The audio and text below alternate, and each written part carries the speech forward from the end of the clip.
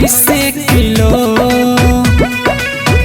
ताहर कैसे किलो है मौसमी बा तोहर कैसे किलो है मौसमी बा बोलो कैसे किलो।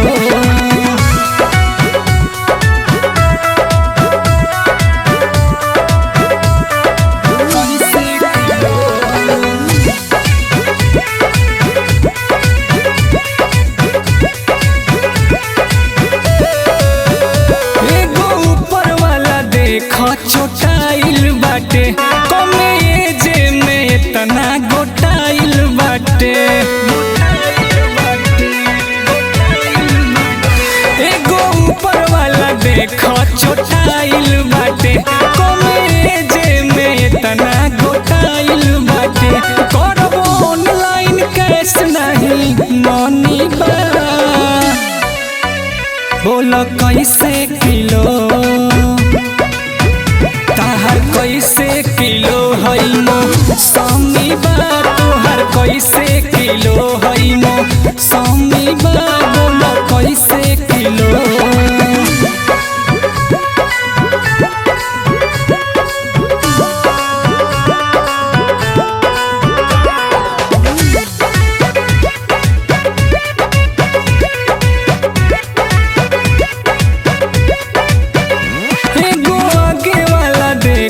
छोटाइल बाटे कमे एज में इतना गोटाइल बाटे एगो आगे वाला देखो छोटाइल बाटे कमे एज में इतना गोटाइल बाटे भाव ठीक से लगावा अभी महंगी बा बोलो कैसे किलो कैसे किलो है मौसमी बा तोहर कैसे किलो है मौसमी बा बोलो कैसे किलो।